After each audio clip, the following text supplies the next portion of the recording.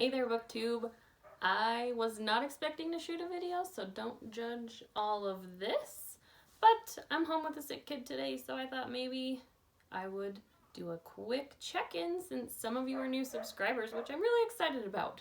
Today I wanted to mention a couple of things that I've read recently, neither of which was on my last TBR. If I'm going to check in on that, just know it went pretty horribly. But I did manage to read a few books over my Christmas break, two of which were unexpectedly hilarious. I kept laughing, and my husband couldn't get anything done because he kept having to find out what I was laughing about. The first hilarious read was a little expected, but I didn't expect it to be as hilarious as it was. It's Bonk by Mary Roach. The subtitle is The Curious Coupling of Science and Sex. So it's all about the history of the study of sex, if that makes sense. It was so funny. Mary Roach has such a fantastic voice that comes through so strongly in her writing, and it had me laughing out loud. Usually I'm one of those people that just does, you know, the laugh out loud is like a sniff, but this had me genuinely laughing. And it wasn't raunchy. It wasn't like it was dirty humor. I mean, obviously a lot of it was sex related, but it was just, her tone is so hilarious, and she does a lot of tongue-in-cheek kind of jokes, and even some of her jokes weren't sex related. They were just related to some of her experiences in trying to find the information that she was looking for this book. Not only was it hilarious, I learned so much. I learned things that I did not have any idea about. I learned about animals. I learned about women, so I guess myself. There were so many things I didn't even know I didn't know. So if you're curious, this was a really good read. It wasn't raunchy. There was no point at which I felt really uncomfortable reading it or felt like I was gonna blush. You know, I wasn't ever embarrassed to be reading it. I would have read it in public and not been embarrassed. However, I don't get embarrassed by a whole lot, so maybe don't go by my judgment, because maybe it is really embarrassing and I'm just weird. The second hilarious read was The We Free Men by Terry Pratchett. It's part of his Discworld series.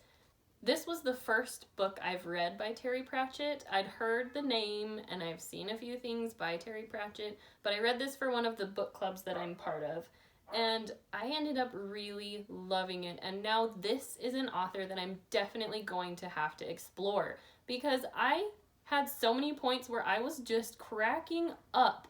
I don't know if all his work is this funny, but even just the story without the humor was really, really fascinating. I was impressed with the originality of the world that he's created, and I loved the strong female character in this book. She never expected anyone to save her. She knew she was on her own, and she was a go-getter. I loved that. I also really identified with her because she feels a lot like an outsider. She's very analytical and less feeling. Because she's less feeling, she kind of feels guilty about that sometimes. Like, she's very logical and not sentimental, and she feels like she should be more sentimental because the people around her are. And I feel that way in my life a lot, that I should be more feeling and less thinking. The main character, Tiffany, there were so many descriptions of her where I was like, you know what? That's definitely how I have felt in my life.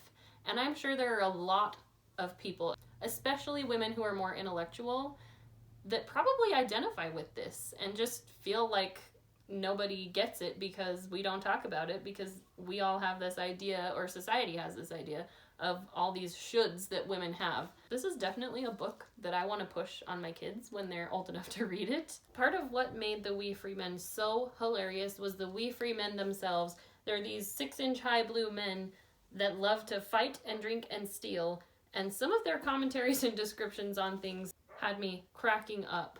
For instance, one of them says that the other Feagles won't let him play his mouse pipes, aka bagpipes, anywhere near them because it sounds like a spider trying to fart through its ears. Where does that even come from? That got me real hard. That got me. Like I said, now I'm going to have to seek out all of Terry Pratchett's numerous other things and check them out. Although I do think his writing style needs a little bit of getting used to, because going from nonfiction to this crazy fiction it took some adjustment, and sometimes I had a little bit of trouble following the story when the language became vague and flowery.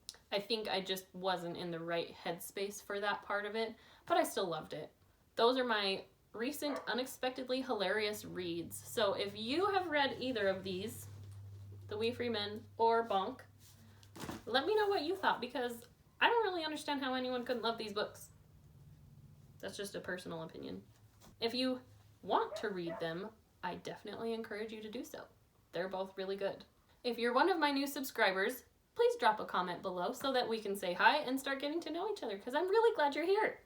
In the description is a link to the book club that I help run. If you are one of Lee Nicole's subscribers, you already know about it. If not, check it out. See if you want to be a part of it. If you request to join, I will add you. It's gonna be a lot of fun. P.S.